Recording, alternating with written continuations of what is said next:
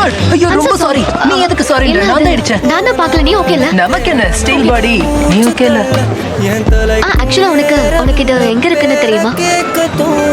Miss சாண்டர்ஸா? யா, எனக்கு தெரியாமலா? அதான் சொல்ல வந்து வாய்ஸ் கட் ஆயிடுச்சு. அது பரவாயில்ல. உண்மையை சொல்லணும்னா நீ இப்ப வெக்கப்படுறத பாக்குறப்போ இன்னும் அழகா இருக்கு. நானும் தெளிவா வைக்கப்படுவேன். ஆனா என்ன நல்லா சிரிக்க வச்சுட்ட. போட்டுமா? தலைக்கும் ஏறவில்லை